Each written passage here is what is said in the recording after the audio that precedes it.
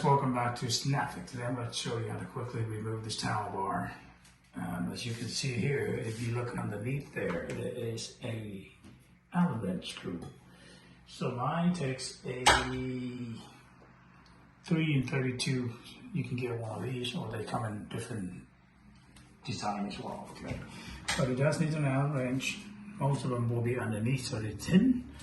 If you can see right here, there's a towel hook. It also has that little hook right there. So if I was to put it in there, I could just unscrew it. Kind of wiggle to see because it's probably pretty good there. Okay, and that should come out. See that? Sometimes you kind of stuck to the wall, you kind of have to give it a little nudge.